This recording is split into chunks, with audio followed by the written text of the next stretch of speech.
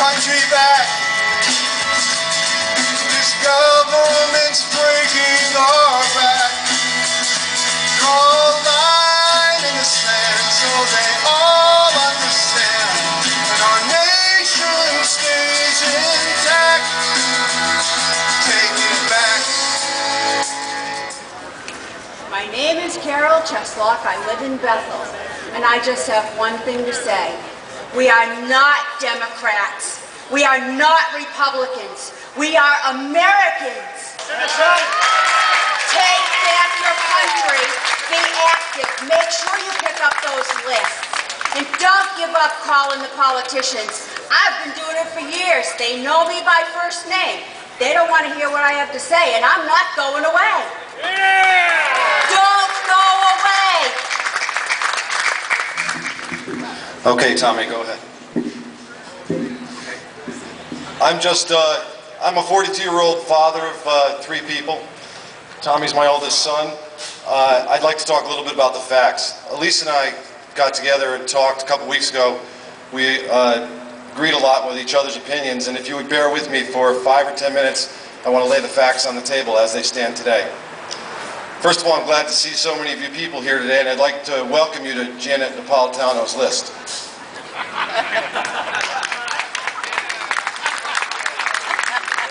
I've never been to a protest, rally, anything. Many conservatives don't. We're busy working and taking care of our families. But it took a lot to get me here today. I went to a tea party up in New Milford on April 15th, and I was happy to see all the diversity. I was happy to see people standing up, and I was a little disappointed in myself that I hadn't prepared. So today I prepared, and I hope you'll bear with me. I think these things will resonate. Global warming.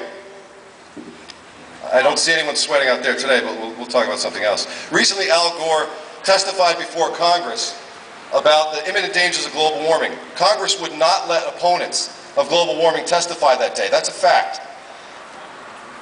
Dr. William Hapner, Princeton University professor and former director of energy research at the Department of Energy, is one of 650 prominent international scientists challenging these global warming claims. Hi, good afternoon. I'm Bob McGuffey. I'm a founding member of a group, a political action group called Right Principles.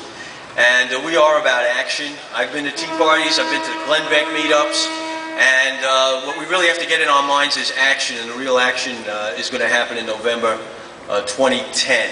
And so this year everybody will be attending tea parties and they'll be doing meetups and protesting. One of the things we can do to continue to put pressure on these representatives to pack their town halls.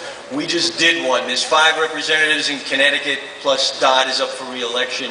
The Dump Dodd guys have been dogging him for months. Himes down in the 4th District just did a town hall. And I've gone to these town halls and they're usually business as usual. The rep usually gets up, speaks about what he's doing, takes some congratulations, a few questions, and that's it. It's business as usual, and it's reported by the local press that way. Well, we went in with 30 people and we packed the Himes Town Hall, and we spread out in there, and we immediately started objecting to all this spending. We got up, we took the microphones, we made it a very uncomfortable experience for him. And I suggest we do this in all 5 of the districts. And if you need help doing it, get in touch with us at Right Principles. I'm Bob Mack at Right Principles. And you can email us, some of the leaders here, the Dump Dodd guys know me. I will be happy to organize a group, get us together, come to your district. They usually do not announce their town halls until maybe a week before, because they're looking to have only their own supporters there so they get the favorable press. So the word has to move out quickly. We're going to be there. The press that covered the event we did said it was a contentious meeting, and that Himes had to really face some tough questioning, and there's a lot of upset people in the district candidate, so that we could throw out of office every single one of these representatives who supported this socialist agenda. And that's the objective, and that's what we want to see happen. And you only do it by getting on the phones and the rest of it. So stick with us, sign up to one of the lists here, and when the time is right, the word will go out, and we need you to stand up, and that's the action that we have to take. We can take it back, and we do it through the ballot box, and it's very simple. Thanks.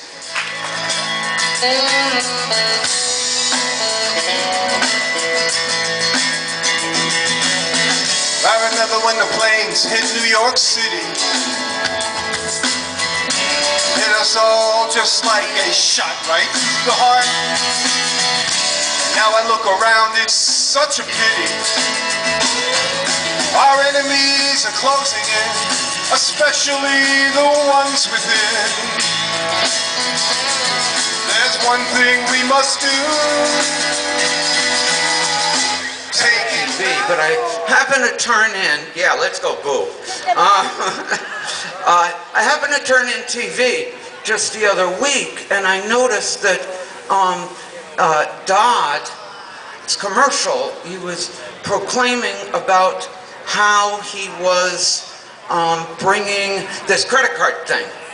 Okay? So he's trying to pump himself up. He's trying to do infomercials. Where's he getting that money? Not from Connecticut. Not from Connecticut.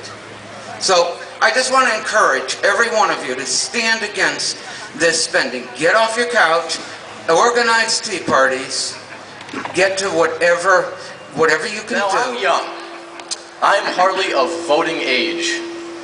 And yet, I've seen the greatest breach in national security, and I've seen the most headstrong and unwarranted response to that breach in national security that this country is likely to endure. That, of course, is the Patriot Act. The Patriot Act that strips American citizens of over 60% of our civil liberties. And now with strange moves out of Washington, moving to take away weapons from the population, moving to list us and move us from the field of righteous dissent into the field of demonized terrorists. And that's not a trend I'm willing to accept.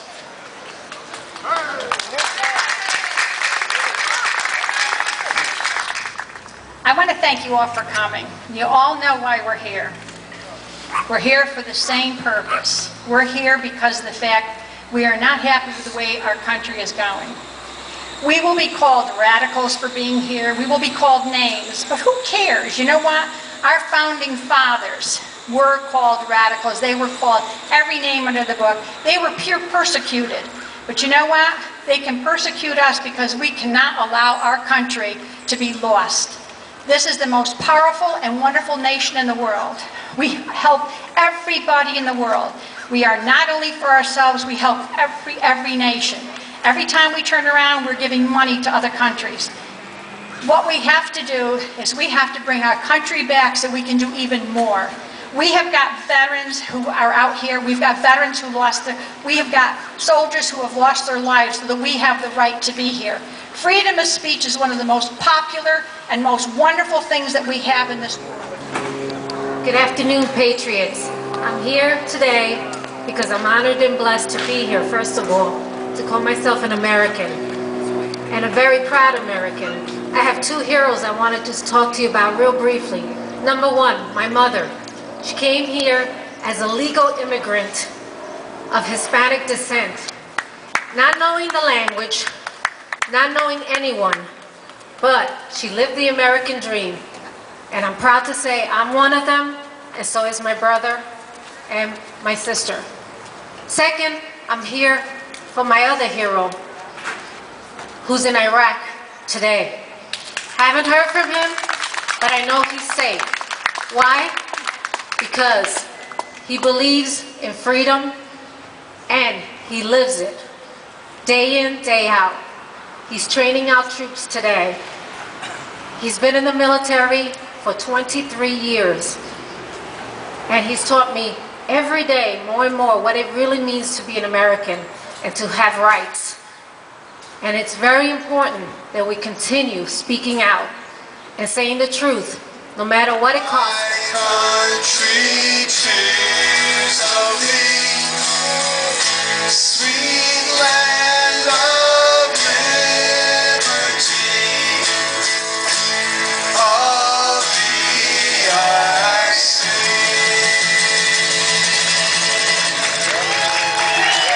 God bless our America.